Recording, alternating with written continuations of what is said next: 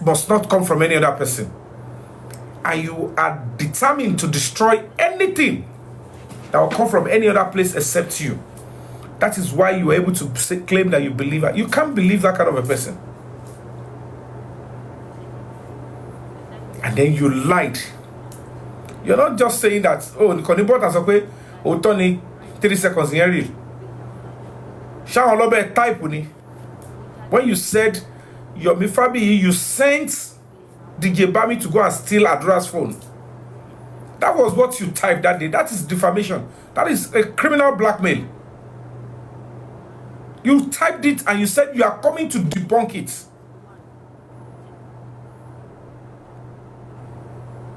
You said you are coming to debunk it. That's Amy that I connived.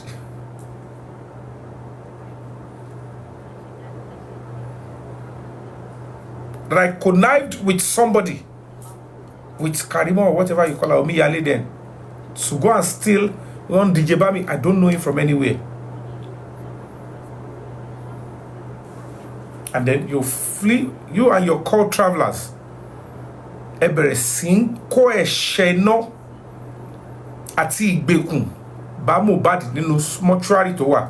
Because the moment you were doing that, you were torturing the boy and you are inflicting pain. Ori oku omo ekere who believe that ohun ti ṣiṣẹ́ débi tó ma fi rí ọ̀nà ọ̀tọ̀. You never knew you were starting a battle with Mohbad. You thought it was me. Because it doesn't make any sense.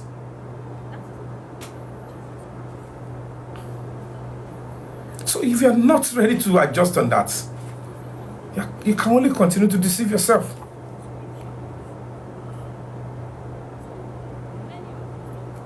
Motivaso ọkọ. Mo ní tí ló bá lọ fógún ọdún, ìjọ kan lóòótọ́ máa bá. Mo ti sọ mo ní ẹ fọkàn balẹ̀. Mohbad is working, the justice is coming. But ó láti kọ́kọ́ tú àṣírí àwọn èèyàn kankan. Ó láti expose àwọn kankan. Ó láti jẹ́ kí mọ̀ káwọn eléyìí wọn wá justice. Ẹnu ló fi ń wá. Kàrámọ̀ ló fi ń wá. Lòun ò ṣe gbéṣẹ́ yẹn lé wọn lọ́wọ́. And they will continue to defame. Ẹni tọ́lọ́run tí Ọlọ́run mọ̀ pé this person will do it. Kò ń ṣe agbára mi. If I'm not fit to do it, I won't force myself into any struggle that I can't even play a part.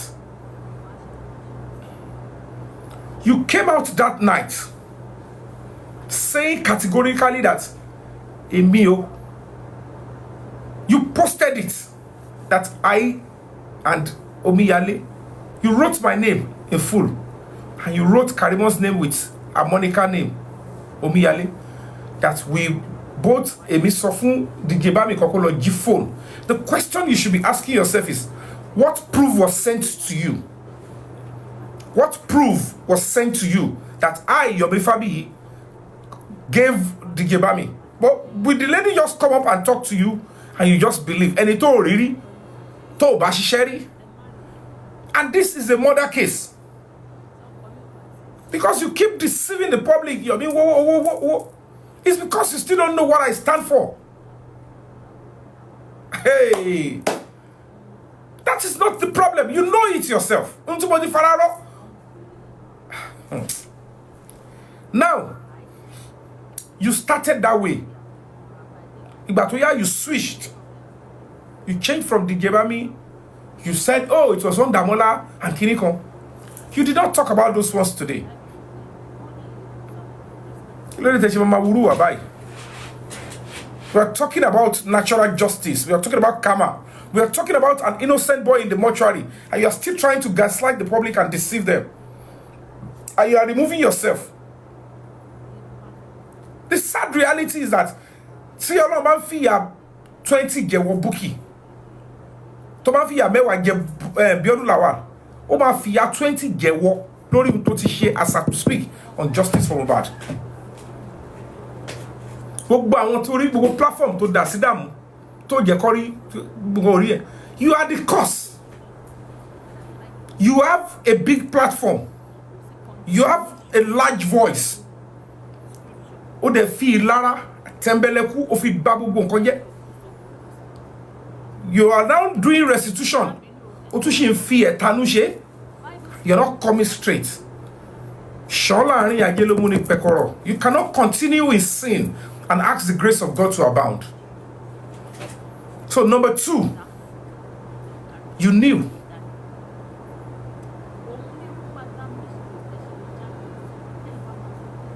And the third lie to Tupa, I don't know whether you think people don't have memory and you keep deceiving them. Now let me take you back to memory lane. Adura, King White, and Damola were arrested on Wednesday. Ojo Wednesday. And Adura was granted bail as at Thursday evening. Karimo Shin so oyin sáré káàkiri tó ń sọ ní page ẹ pé àwọn fẹ́ lọ wá rọ́kàn pa àwọn máa ní ara Adura ó yá Adura ó ní àìsàn báyìí o kàn lè fún ní bail. That was not on Wednesday. Ìjọ tó gbé wọn. Ìgbà tó bá fi gbé wọn, let me explain to you so that you know. Ìgbà tó bá fi gbé wọn, tó bá fi dé zone 2 àti ń lọ síbi aago 5:30 sí 6. 5:30 and ìṣojú mi báyìí ni wọ́n ṣe sign detention order, and I was there till almost about 11 p.m. lálẹ́. And in the morning, ìṣojú mi lọ ṣe lọ kó wọn wá nu cell. And we were updating the public. Baba Mohbad ò tí yọjú ńgbà yẹn. He refused to show up. And then they were making all efforts. So by Friday, King White is going to come, because don't forget, until you're going to Ijo Thursday, I'm on Wednesday, Ijo Thursday, they want everybody. La Rokutu, Loko Alosiwaju, AIG. They were brought out from their cells. Aṣọ wọn ti jọpọ́n. Nígbà tó kó wọn wá wọn tí ẹ wọ bàtà. Quote me that I say it. Wọ́n ti gbàgbọ́ kan wọ́n lẹ́nu bí cell tower. And in the morning, early in the morning, we have to arrive. The AIG, we all marched to the office of the AIG, including staff of Radisson. And the AIG interviewed everybody. And that was where the AIG said, you King White, Shantipari investigation was going to come. And they asked me my own part, everything. Said, you know what? I think this case is best resolved in the court of law. So go and charge him to court and then continue your investigation with these two. So tell back to Obama lady Kishala. All of us were together. The Damola, everybody saw both parties here. Adura saw here. Damola saw, everybody saw.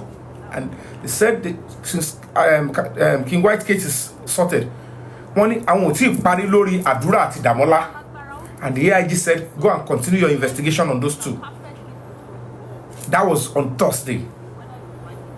Gbogbo yẹn náà wọ́n pè bẹ̀rẹ̀ kárí plot bẹ̀rẹ̀ sí sọ káàkiri pé kò fẹ́ kádùrà jẹ́wọ́. Wọ́n bẹ̀rẹ̀ sí ń dá owó jọ. I don't know what they did. But because I'm a human rights activist, I don't believe in abuse of anybody's rights. When it was like they will be granting their bail so that all of us will come back on Monday for continuation of investigation. They Friday, they granted him bail. And only to tell King White law because kò lè lọ Lagos kò tiẹ̀ lè lọ anywhere. Ìyá Mohbad go lọ anywhere. Aṣọ tó wà lọ́rùn Ìyá Mohbad láti jọ Wednesday yẹn ló wà lọ́rùn títí jọ Friday. But you know what kọ̀rọ̀ bí kan lọ sùn ní o. Tó bá bọ́ta no station no, I don't know. And then they marched to the courts on Friday. Adura was already granted bail. They were processing Damola's bail. Ìgbà tó máa fi parí bail títí Damola, which was in the evening. And pátápátá ni Damola ṣe perfectibility at all. And they were focusing on Arifa's bail. Once he arrested Arifa guy. And they said everybody should resume again. Because till ready at charge Adura. Ọlọ́pàá ti ready at charge Adura at Damola sí court. Investigation ṣe ń lọ. Wọ́n ti gba gbogbo information, email àtàwọn kankan lọ́wọ́ Adura tí mo wà ńbẹ̀. I can tell you the officer that even processed Adura ní ọjọ́ Thursday. Even in the evening, alẹ́ gangan. All the emails kò ṣàgídí. Don't go back. We want the email you are using with the iCloud. Kí Mohbad tó kú. Àwọn eléyìí tó múlẹ̀ ẹlẹ́bọ̀tọ́ ni. He gave everything. That was on the night of Thursday. And you Bukky just say you lied again and deceived the public. Oni Baba Mohbad wabe onloni coffee adura. Baba Mohbad was invited. Invitation was sent to him on Thursday to report on Monday morning, when myself, Damola, Adura will be reporting. If King White never met the bail condition or whatever kangaroo bail, he will be in Kirikiri prison by then, because he was to be remanded in prison to have perfect bail. So yet he was sorted. So on your Friday, to gba bail, Adura ẹ ló ń sáré kiri ní court tó ń lọ ṣe photocopy gbogbo ọ̀dọ́ fi ṣe perfection of bail. So you are lying and deceiving the public again. Ìjọ Monday, which is the Baba Mohbad share was in zone 2. Àjọ pàdé láàárọ̀. I was going to Alagbon to go and face Larry Omodia stuff. That was the point. Kí n tó dé ni mo ṣe pariwo síta pé kí n tó dé láti Alagbon kéèsì wèrè tí Larry Omodia gbélẹ̀ ó ti jẹ́ kó gbẹ̀yìn bẹ́bọ jẹ́gbà tó ti ré mi. Wọ́n ti wọlé lọ bọ̀bọ̀ wèrè kan tó súnmọ́ mi tẹ́lẹ̀ tó kóorun sórí bí ẹlẹ́wọ̀n báyìí ó ti lead wọn lọ sọ́dọ̀ AIG wọ́n ti gbogbo tó fẹ́ ṣe wọ́n ní wàhálà lẹ fẹ́ dá kí la fẹ́ ṣe pẹ̀lú kéèsì kò sí ṣe kò sáì ṣe lè sọ pé kéèsì yóò lọ́mọ o a máa sọ pé wọ́n máa ní AIG ní kó dá kéèsì yẹn padà lọ sí pàǹtí. Whether it is true or not I don't know, but what I realize is that by the time tí wọ́n fi gbé aago tí mo kúrò ní Alágbọ̀n the officer sọ mo ti pè yín mo rí miss calls ó ní òun ti transfer suspect méjèèjì Adura and Damola to pàǹtí. Ìjọ tí Baba Mohbad ṣe wà nìyẹn. So gbogbo drama Baba Mohbad Adura di lẹ́sẹ̀ mú ìyá Mohbad pariwo Yomi Fabiyi tún ní ó tún ní kó máa gbàdúrà because she was shocked. The AIG ọgbọ́n tó dáni ẹ̀ṣẹ́ àgbé kéèsì yẹn kúrò bí àwọn òfẹ́ wà láàyè Yomi Fabiyi ẹ̀dá padà lọ sí pàǹtí. If I was there, it would have been a different ball game. And that is the day you were talking about, madam. Ìjọ tí Baba Mohbad ṣe yọjú nìyẹn. Adura slept. Mo ti sọ lájọ ọ̀hún lè sọ pé rọ́ọ̀ mò ń pa. Kí ni tó bá sún bẹ̀? Tó bá fún bẹ́ẹ̀lì. Ṣé mi ni màá ṣe kọ́ bá fún bẹ́ẹ̀lì ni? If they grant him bail, why would I lie he's sleeping there? Ṣé mi fẹ́ máa rejoice lórí detention èèyàn ni? It's like you people don't even know what I stand for. I don't rejoice in things like that. Bail is the right of everybody. You still do not understand that I am a certified human rights ambassador.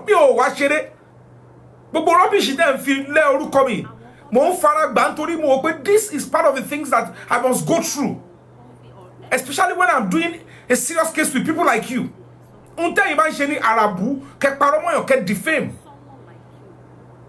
Even when I'm speaking the truth, some non-entity will come back behind and tell you things. Why do you think I will build a actor?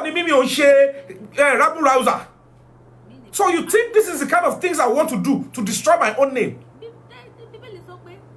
Do you know how many people will say, do you know how many people have said Baba cannot get justice? Which I can tell you for free. Let ẹ kọ́lẹ̀ pé mo sọ mo fi Ọlọ́run bá búra Mohbad is as good as ó ti gba justice. But you're calling my bottom and let for you because I can't be telling many things.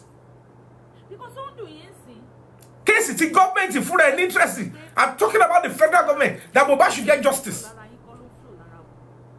I can tell you for free. Bobo your come obi mo fe your koyen, obi mo fo ba koyen, wọ́n fi bobo yin wọ́n fi lay inside the fake. They only paid them to defend and fight for the girl. Àwọn tó tẹ́ fẹ́ gbọ́ lẹ́nu ẹ máa gbọ́ lẹ́nu mi. Ṣáwọn ọba ṣe ń gbowó láti máa dúró fún agbanipa kọ́ máa àwọn ará lẹ́nu bí àbábẹ́ pèèyàn báyìí. You people do not know what you people are dealing with. Ẹ rò pé ní ọmọdé ni ohun tẹ́ ń ṣe. Look at the many lies you are even coming here to brandish.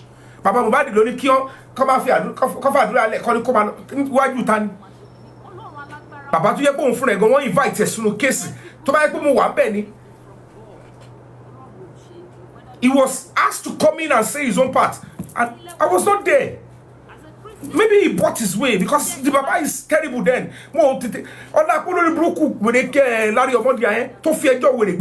Because in the way of justice, I am facing too many battles. I have a human rights organization. What we do is we fight for the voiceless. This is our own job. To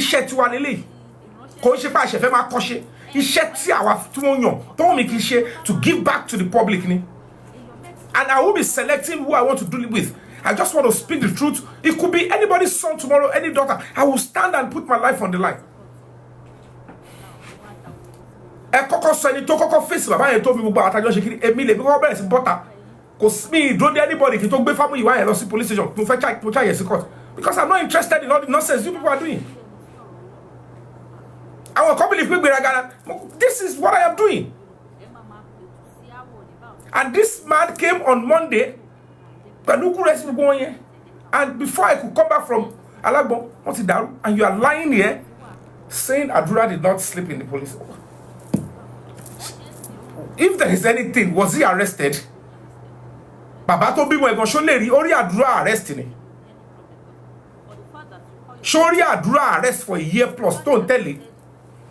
Shori King White he arrested. Do you know how many things I did? Adams. Do you know what it means to go and checkmate him? Sir, he's doing so many things.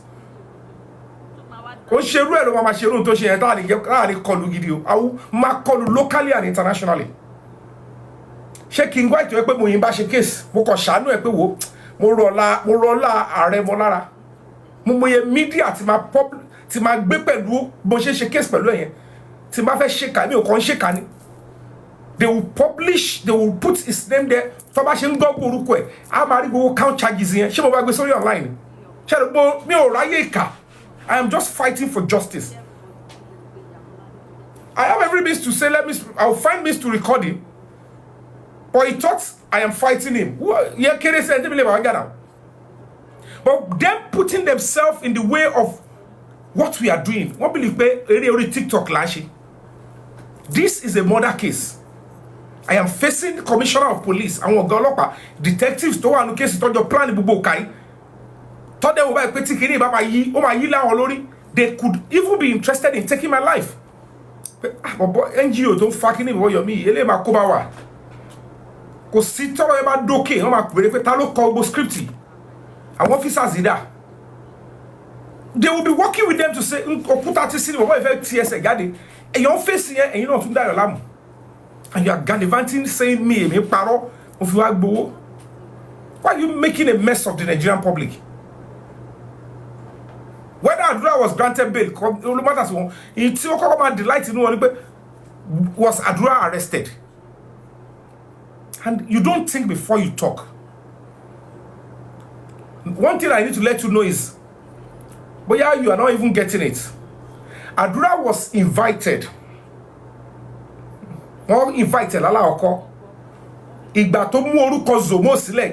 me explain to you so that you know now. nígbà tí wọ́n invited tó mórúkọ Zomo sílẹ̀, he was granted bail. And they began to invite him again. Come. Ìgbà tí a rí mú mi mú, Adura began to evade police invitation. And that necessitated a warrant of arrest on him. Pẹ̀lú òun àti King White, pẹ̀lú Wumi, pẹ̀lú Zomo. So there is no way ìwọ tí ọlọ́pàá ti pè. Bukky just say you are a cursed person. Well, you need to ask for forgiveness. I have no business with people like you. And it's your ọlọ́pàá pay in a murder investigation. Tí our complaint from AIG. Our warrant of arrest law arrest here. Need your Wednesday. You now think that kind of a person tó ti rubbish ọlọ́pàá tó ti pè tí ó wà our funny bail lẹ́sẹ̀kẹsẹ̀. When even the phone forensic ta fẹ́ ṣe àti ṣe, you are making us look stupid. You are making the Nigerian police. You continue to abuse the Nigerian police, but you yourself, you will never think before you speak. Because you don't know why he was arrested. What he arrested, full name Zomo. But video 3 seconds here, ito sheku. Zomo lo wa nbe, ati Wumi, ati Mohbad. And we began to look for Zomo. Wumi, come out and tell us who Zomo is. What's and then let's do other investigation. She refused to show up. And the Adura began to run. King White too. Ibeni King White yet phone le fa olopa pe ki le npe ohun fun. Pe Supreme Iron Lady kan ti sọ fún ohun pe nǹkan báyìí le plan lórí ohun. Ṣé bí kan tẹjọ ṣe nìyẹn pẹ̀lú Yomi Fabiyi. And the police called me and said, Mr. Yomi, egbota ló ń jẹ́ Supreme Iron Lady. King White ní ẹ sọ fún onítọ̀ yẹn sọ fún òun pé ẹ ti ṣe báyìí pẹ̀lú ọlọ́pàá, ẹ ti ṣe báyìí kó máa gbóhùn lọ court, ọmọ àṣìgbà kan pẹ́ ti kó báyìí lẹ̀. Pé níbo làwọn ti ń jọ ṣe gbò yẹn. Pé ṣẹ́yìn lọ sọ nǹkan bẹ́ẹ̀ fún Supreme Iron Lady. Mo ní lóòótọ́ èèyàn kan wà tó ń jẹ́ Supreme Iron Lady. But ẹ ṣá má bínú. Because at that time I can't be lying to the police. I just said they shouldn't be. Come up, mo le confront woman egbo ọ̀rọ̀ tèmi àti yín jọ sọ. Ṣé ló ń bá nǹkan boy tó ń jẹ́ King White sọ̀rọ̀ ni. How? Then you know but I want to bá sọ̀rọ̀. Okay, no problem. Because èmi mo kon sọ̀rọ̀. And you are coming here to say me parọ́. Must you lie and destroy my name because it's not working for you? This justice for Mohbad is not a competition. You have tried your best. You deserve respect. And all of them everything you have been doing, even the time you got to keep when you abuse Iyabo Ojo, Yomi Fabiyi no better justice for Mohbad, ki wo Iyabo Ojo to hijack. Somebody sent it to me then, and I was watching TikTok. I thought it was Facebook. That was what endeared me to you then. And I have maximum respect to you. You lied to people then. Page here. Okay, I don't come to your page then. You phoned me, you called me on the phone. It was when you called me, you said, "Bo, I already show money." Oh, really? You forgot. You always lie. Money, you forgot, but you've attended my premiere before. Timosheni 2012. Timogbe Pasuma. I took Pasuma. DJ Ziz, Orieo, Fokasibe, Omo Baba, Sako, ebi tí mo ṣe visa tí mo kó ogun wá sí London, mo kó wá London with my promoter. And then you were there. So I was reminding you the day you called me on your show. But Monique is somewhere. I like attention. You don't know me, but I remember the day you came. But so I appreciate what you are doing. You were lying to people that I came to your page. I was you were lying. You are still not understanding that it means you have done something terrible. See Sheda Mohbad, Ileri Oluwa, because you allowed yourself. You allowed yourself to spit on the body of that innocent boy in the committee of justice. I'm telling you for free, you'll be in prison by now. So I couldn't get over. Because you did worse than even the King White, you did worse than Larry Omodia. You did worse than even the Damala themselves. While you were speaking today, you did not even make mention how you came out when you bought a loru. Tí wà tí bàbá Mohbad butter, then defend the kini kan Zomo. Ṣé wọ́n ló bá mi ṣe investigation. Ṣé wọ́n náà làwa ẹ̀. Èmi wá gbé life mi jáde. Wọ́n ní Zomo kan wà ńbẹ̀. Whether it is true or not, I am looking for clean. You are not bothered that kini mo lọ sọ yẹn fún. Bàbá Mohbad tí wọ́n ṣe wá sọ pé kò wá justice lẹ́ni. You forgot that you came out in the middle of the night. Oh, sọ fún wa kí ló jọ gbé méjì dìde jáde lóru. Ṣé bí ọdún làwọn náà ló ṣe yẹn? What did you know about Zomo? Tó fi yọnu sí.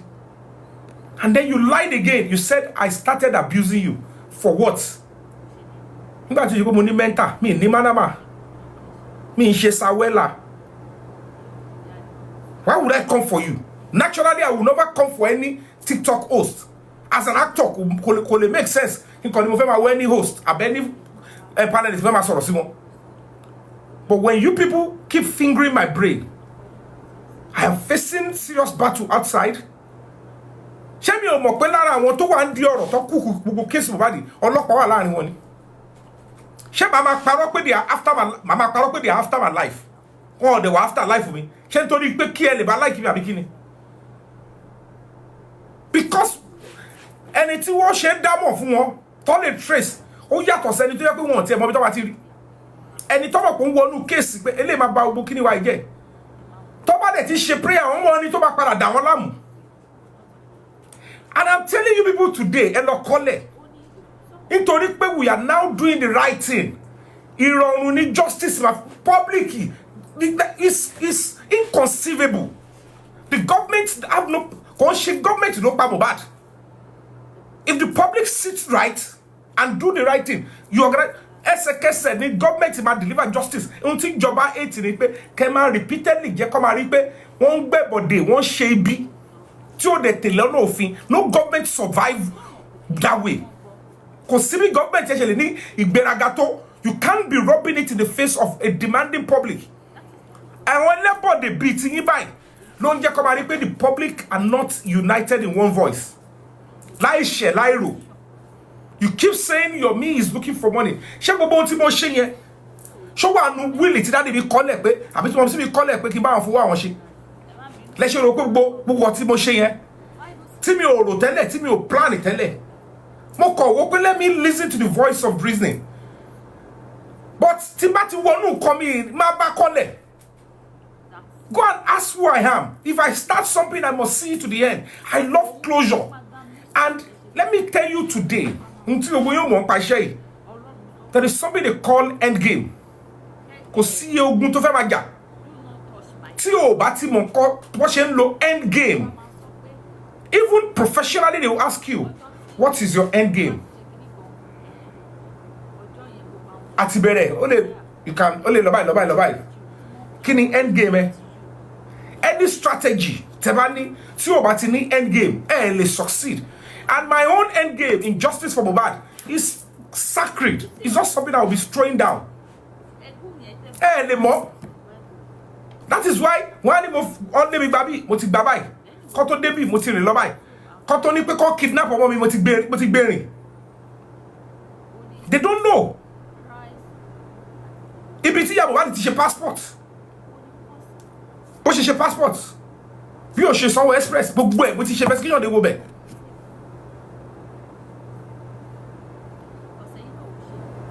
So at the end of the day, you lied again. Saying I came for you first. Checking for my rẹ lórí ni. Ṣé nítorí pé tó bá ń sọ̀rọ̀ pé ń sọ̀rọ̀ orúkọ. You think you have a name. Tó bá ń sọ̀rọ̀ pé lórílẹ̀-èdè Nàìjíríà. Okay, kó sọ pé kí lọ́mọ Yomi Fabiyi mọ́. I don't care if anybody likes me. I'm not looking for social media number. But they will tell you, Yomi will always speak the truth, no matter whose us is God. But I will stand firm. If you bring me down. nǹkan ẹ tí wọn ní tí mi ní báyọ̀ ṣe lé ayé ni pé I would sell my conscience for money. Oh, ní bá orúkọ tèmi ń bẹ̀. And I must tell you people today, let me remind you, Bukky, I have a human rights organization.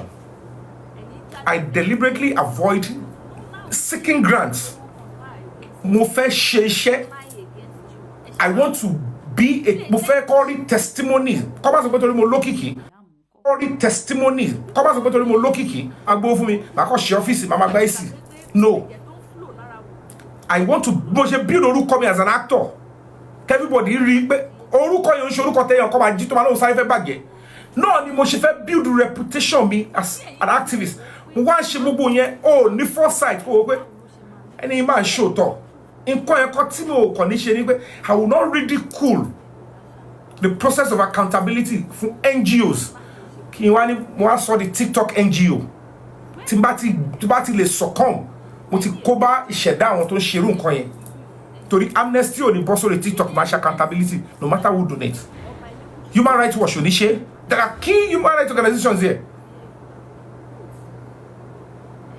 NGO Joe Odumaki kò ní bọ́ta ṣe. Téèyàn bá kọ́ fẹ́ máa ṣe sàkámàgé tó ń wá ó fẹ́ ló gbà pẹ̀lá gidi ó ṣàfẹ́kọ́ láìkẹ́ by for fire ló máa bọ́ta. Tí bá ṣe accountability tí bá ti tó nǹkan tí fẹ́ tò ẹ̀bẹ̀ mi máa kọ́lẹ̀ ṣèbẹ́ NGO mi ní owó tó ti wọ́ bẹ̀ tí bá stage anything fún yẹn máa gbà bẹ́ẹ̀ náà ni. But it is not appropriate if you start something tọ́ba ti sọnù committee àwọn human rights pé this Yomi Fabiyi's NGO is a disgrace. Look at the ways we don't operate this way. Ṣé kò ní àwọn legal adviser ni? Ṣé kò ní accountant? You're supposed to do your annual returns. If people don't want to donate to your NGO, they shouldn't. If they donate, whatever you do, put it in annual return, they can go and see. But you coming to make it look like that is a standard. To them, go both in law. Tí o bá common sense law. O lọ ṣe torí pé o fẹ́ satisfy àwọn kan.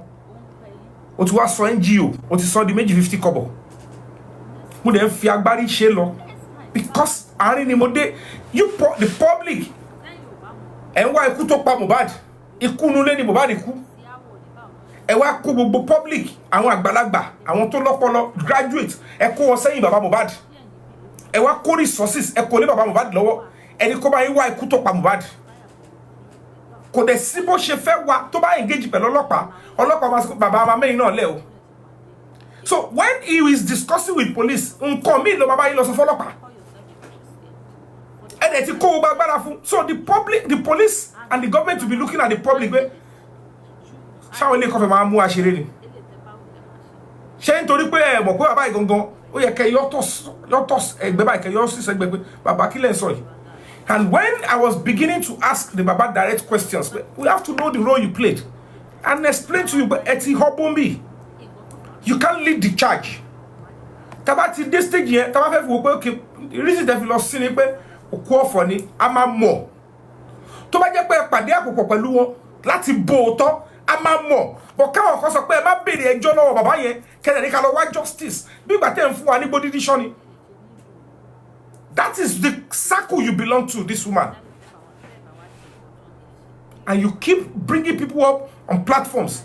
Hello, Yomi, No.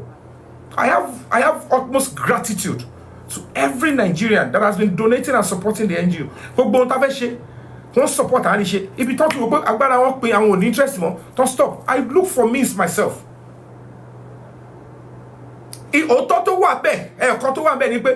Tabak by justice for Mohbad.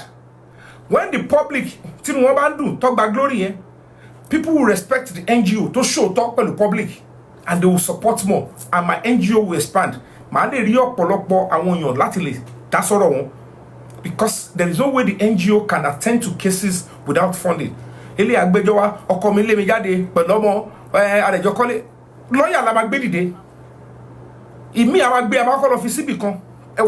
they will write to the right ministry. All these things cost money. But most of these cases, we can't do them because we are not properly funded. And you thought I am looking for money. Money I'm out so you say me. Concerning you need the but me live fake life. And then you came back again tonight to lie again. Oni Yomi Fabiyi ò parí ilé ẹ̀. Ìpinnu justice for Mohbad ló fi parí ilé ẹ̀. Bukky Jesse. Mi kì í like láti ṣe pé o. But if I speak some certain things into your life, torí tó bá ń sọ pé gbogbo nǹkan lé ayé mi pé èèyàn ti ní orúkọ ayé ti mọ̀ pé èèyàn wà nù ayé ó jìnnà síra wọn bí wèrè o. So mi ní parí ilé màá wá ṣe ìṣílé pẹ̀lú birthday and I will spend nothing less than 20-something million nígbà tí mi tiẹ̀ tí wàá bá yín dá sọ̀rọ̀ justice for Mohbad yín May ni mo ṣe ìṣílé mi àti birthday gbogbo ayé wá síbẹ̀. So you don't know how you feel when you lie and you concoct these junks. And now àgbàlagbà kọ́ dẹ̀ máa jókòó máa wẹ̀. The more they accept your lies, tọ́ dẹ̀ mọ̀ pé òótọ́ ni ègún ni fún wọn. Ṣòro pé mo kọ̀ kọ́lé ni. Mi kọ́ pé mo kọ̀ fẹ́nu kọ̀. Mo kọ́ mo ṣí. I put up a big marble in honor of my mother. The media were there. I will post the video again. Torí irú yín báyìí ni ọ̀ṣẹ̀ máa ń ṣe throwback. Mi wá sọ pé mo ṣílé ẹnìkan mo ṣe party pé mo fi ṣí ilé mi ilẹ̀ tí join yín ní TikTok fún justice for Mohbad. Gbogbo ayé wọnú ilé mi fídíò ilé mi wà lórí TikTok. Google on your phone and check the dates. And then look at ẹ̀yìn ẹ̀ tó ga síwájú yẹn bí ìtọ́ fẹ́ fi mú nǹkan tí ó dá. Ó fi parọ́ pé torí kí ló ṣe borí burúkú kí ni ó borí burúkú yìí náà. What is all this nonsense? Ojoko ọ̀ràn di mọ́ṣà gbogbo ojú bí pátá bí ojú kìíní ẹ̀ àti dọ̀tí because tó bá yẹn parọ́ ó máa ẹ̀mí ti dọ̀tí because irọ́ tó ń sọ jáde yẹn ni ẹ no ìsàlẹ̀ nǹkan dúdú ló máa yọ síbi ojú pátá yẹn wà tún fọ̀ wá hàngí ẹ̀ gbogbo àwọn tẹjọ́ ń gbénu lébẹ̀ yẹn àwọn ọlọ́kàn nílé kọ́lọ́pàá sí ẹ pé pátá ọ̀rọ̀ ló sá síta and you are coming to the whole world to say Yomi o toro ń gba owó kò tí parí ilé ẹ inú ilé ẹ ló ti wo ìmísí. Why are you doing this? Láì ṣẹ́ láì rò ẹ̀. Àdàbí tó bá yẹ pé the day you called me on your show mo fi inú méjì gbé call yẹn. If you don't know how much I respect you. Èmi ò ń ṣàbòsí pẹ̀lú yàn o. Ohun tó wà nínú mi ni mo sọ ìjọ́ tó pè mí sórí show ẹ. Ọyàn ẹ kó jáde jọ ẹ ni. Ní 2012 ní Oasis Hall. Tí mo lọ ó ṣàrí ọ̀lù tí mo lò 2012.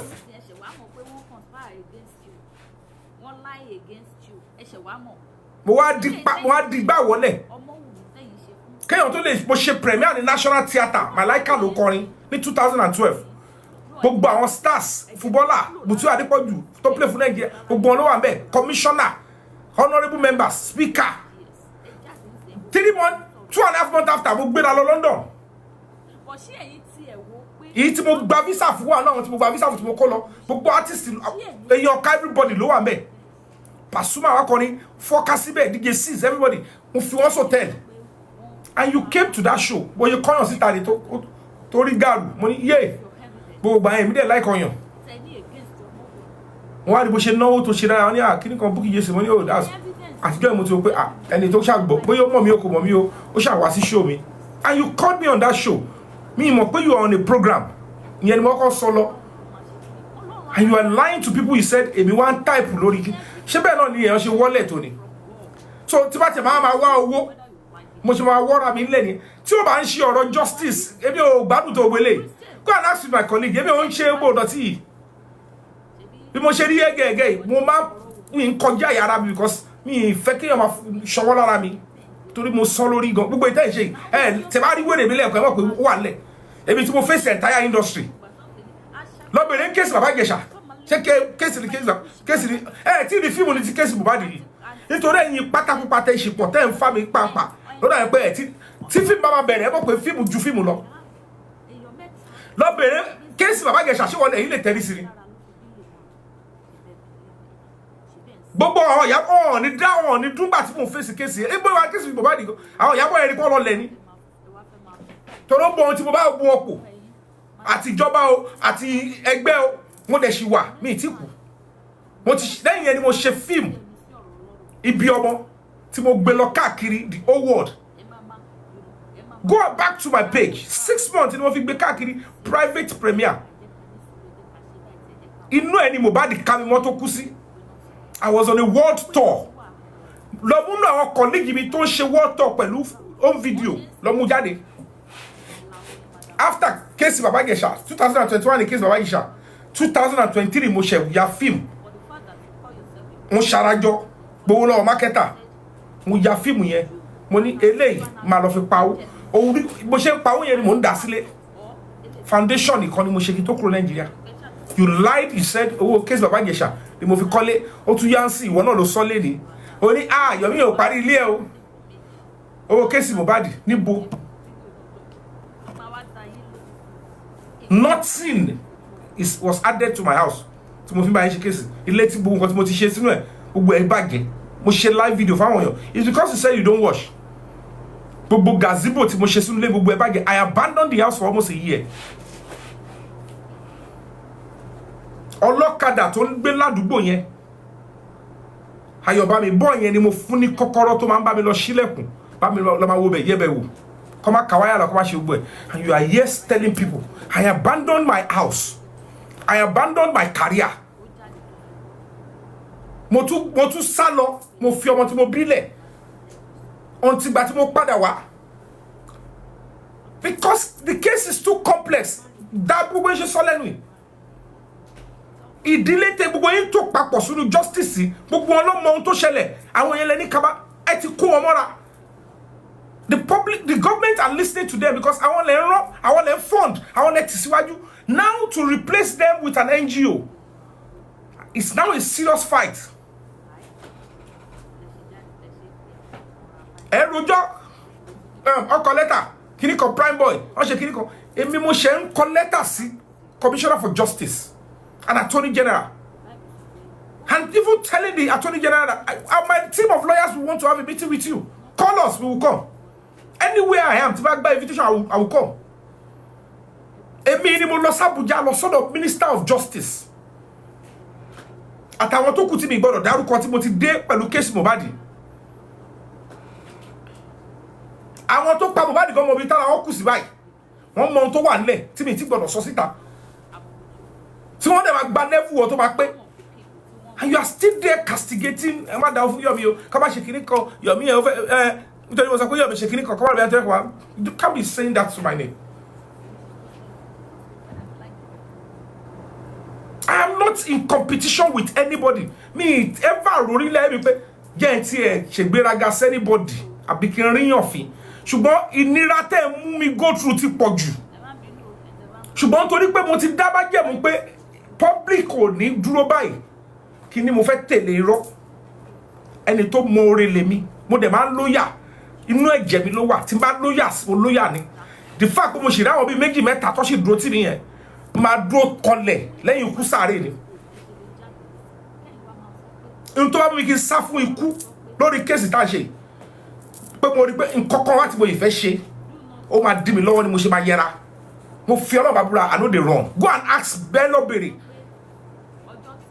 Tẹ́yìn táwọn àmì ìṣògùn ẹ lọ́bẹ̀rẹ̀ àwọn tó wà ní tíátà. Ṣé bóyá ogun táwọn Ìyábọ̀ Òjó yẹn ṣe sẹ́mi ni? Ṣé bóyá ogun táwọn princess yẹn ṣe sẹ́mi ni? Ṣé kò wọ́n dànù ni? Princess àti Ìyábọ̀ tí ìjọba wà lẹ́yìn wọn. Princess yá dànù fẹ́mi. Commissioner for Justice ìgbà yẹn kò síbẹ̀ mọ́. Commissioner for Justice nígbà kí Baba Ijesha ò síbẹ̀ kò ó bá ẹ̀ẹ̀mọ tó wà lẹ́ ẹ̀ẹ̀mọ tá à ń pò. Àárín fíni kẹ́sì máa wọ pé Yomi yẹn ẹ̀rí pẹ̀lú yín because me lè pretend. I respect the public a lot.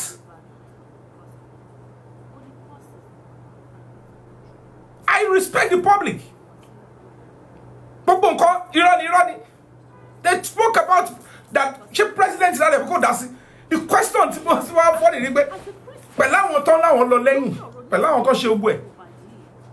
When they pushed me, I said, okay, show them. They realized that, okay, you wrote to the president truly, and the president gave the order. The presidency gave the order. Quand on les fournit à chè, le mot du presidency lọ nínú case Mohbad. Wọ́n mọ àwọn tó wà ń díẹ̀, wọ́n mọ àwọn tó ń ṣe gbogbo whatever. Wọ́n dẹ̀ tún ṣì pàṣẹ. Wọ́n ní láti bẹ́ẹ̀ mi sọ̀rọ̀. wọ́n tún ṣì pàṣẹ pé a ní à ń pa láṣẹ báyìí. Inspector General of Police à ń pa ní àṣẹ báyìí ẹ lọ gbé kéèsì Mohbad yẹn gbogbo bí tí kéèsì yẹn bá wà lẹ́kọ̀ọ́ pack everything and duplicate gbogbo ẹ̀ investigate harmonize and prosecute. And I know nígbà máa fi dé tí mo gbọ́ ta ṣe I know why ibi tí kéèsì dé mo mọ tó dá wa dúró báyìí.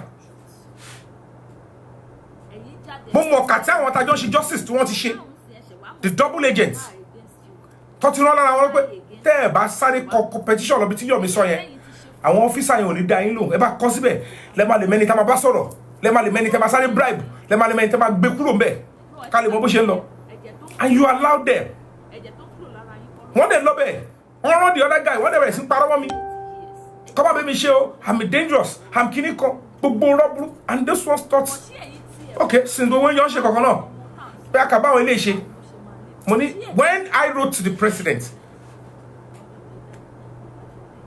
mo ní do you think it's a joke tí mi bá lẹ́nu lórílẹ̀‐èdè Nàìjíríà president ò ní attend sí lẹ́tà tí bá kọ̀ gbà tó ń ṣe president ó yẹ pé before he became president I was in Lagos State I worked with government when he was governor and after then they know me as an actor wọ́n mọ̀ pé mo ṣe dáadáa ní iṣẹ́ tíátà wọ́n dẹ̀ mọ̀ pé mo lóyà sí ìjọba wọn mo lóyà sí ẹbí yẹn àìmọye ìgbà la máa ti lọ rí tá ti lọ rí aṣáájú tá book appointment tá dẹ̀ déwájú bàbá tó dẹ̀ fún wa lọ́díẹ̀sì ṣé bàbá yẹn la máa kọ letters tó máa ní wọn ò morúkọ mi àbí wọ́n fẹ́ sọ pé àwọn ohun tí mò ń jà fún àbí tí mo stand for ẹ lè show ẹ lè bá fi wèrè anything ẹ lè bá pè mí lórí social media offline all the institutions tó bá gbọ́ orúkọ Yomi Fabiyi wọ́n á sọ pé this guy stands for the truth and is doing something different torí n tó ń ṣe ó lè má yẹ yín sìn nígbà tí mo ń fa kéèsì bàbá Ìjẹ̀ṣà the NBA lọ́yà 19 lọ́ní ó yá lè ṣe oníbẹ̀ on pro bono kó tó di pé woman àkọ́kọ́ dìde tó fún wọn lówó mi ìmọ̀ báyé fún wọn lówó mi ìdá sí mi ìsílẹ̀ ní WhatsApp group kankan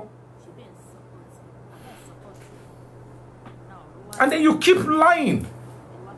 They ask you if you want to don't apologize to me. I'm leaving you to your conscience. But Otishe Sheda Mohbad because you are seen as a very strong voice. But here you need to Auntie, you are going to help me. Ṣùgbọ́n tó ti gbẹ body ló ti jẹ́ kí ẹ lára kó gbé ẹ wọ̀. Ó wá ṣe ìkàfú ṣẹ̀dá ọmọ yẹn. Ó wá ń lọ́kọ́rọ́ pẹ̀lú àwọn tẹ́jọ́ ń kóra yín kiri. You are deceiving yourself. You thinking that you can continue to repeatedly use it's becoming embarrassing. You are making Nigerians look stupid. Naturally, people will voluntarily donate to an NGO. So by weaponizing or make look like you people are the real problem, not Mohbad, not the police. You can't be telling adults, people that believe in the concept of supporting an NGO. So you can't continue to say that. Oh, Mama, sure, you are not informed. Kawe, because everyone wanted to paro mommy. Ni ba mi ndi pe wọ́n sọ pé wọ́n gbé body. When Wumi was trying to get me through our elder brother, me fayele one on one. Me ni rin dọ̀tí. Gbogbo àwọn ìyàbọ̀ yẹn mi fayele. Me rin dọ̀tí. Tó bá bá le jù láyé bá ní àtọrọ ni. Campus bossy mo ní ẹ̀bùn láti pa owó. Look at me, you saw immediately I returned back. Mo ti lọ MC, mo ti lọ hack, mo ti kọ́ money school. Because I make money through different means. Gbogbo owó tí mo ti pa náà orí justice for Mohbad ni. Because gbogbo bí tó yẹ kí public kẹ́ náwó sí gangan. Mi mọ tó fi ṣe yín, bóyá assassin ni o, bóyá iṣẹ́ mú yín ni o, ẹ wá jókòó ti bàbá. Èèyàn lóhun carpenter. Ó tún wá mú power of attorney, ó mú yẹn láti America. Wọ́n wá mú ọ bukky, irọ́ ló ń tà kiri. You were doing well from beginning, ó jẹ́ kẹ́lọ́ ara gbé ẹ̀wọ̀. Ẹ wá ní kíní kan Bíọ́dún Lawal. You are blaming Bíọ́dún Lawal. Mú ìwà náà blame Bíọ́dún Lawal. It's because you are deceiving the public. Mọ bó ṣe ń jà fún justice. And and you will now want to shift blame. Accept responsibility. Ask for forgiveness from the young boy and do the right thing. Emi ò bá yín ṣe justice mọ́, but lẹ́yìn yẹn o tún bẹ̀rẹ̀ sí mú theory lẹ̀. Mo fẹ́ play kankan fún yín. Oh, ó ní o jẹ́ kó jẹ́ olégungun ni, ó ní kó fílẹ̀ olẹ́ran wà ńbẹ̀. Mi ò ṣe justice mọ́, dákẹ́ fully. Tó bá jẹ́ àwọn mẹ́wàá ni ẹ jẹ́ ká yanjú ẹ̀ ká parí ẹ̀. Bàtà yẹ pé crowd ló ń wá. Do you think they need crowd or social media number before justice can be served? Ṣé gbogbo cases ló ń ṣe lórí social media ni? Case Arise News want to move. But your case not resolved. It's because of people like you. The case you lost straight. And you come and take advantage. Think you call up a video phone that dura so. What you bought as a zoom shake. Now to turn out. Thomas eventually won't declare Zomo wanted. Wọ́n wá arrest ẹ, ó wá jẹ́wọ́. Sure bí gbogbo náà tó ń ṣe. You will repeat the same thing. Maybe you don't know what British government is all about. They frown against some certain level of corruption in all places. Ìjọ ẹ ló máa mọ̀ pé òyìnbó wà fún gbogbo crime tó ń committee. Ìjọ ẹ ló máa mọ̀ pé you have done terribly wrong. Ó sì ń fi gbéraga sí ni. Ṣé irú wọn ni màmá fọ́ fún àbí ni màmá pẹ́ ọ̀rọ̀ sọ fún? And you are lying that èmi kọ́kọ́ wá bẹ̀. Kí ni àjọ fẹ́ pàpọ̀ tí màá ní mo fẹ́ máa bú ẹ? When the only thing you did was go and support Yomi Fabiyi, good. Báwo ni ṣe máa bú ẹ?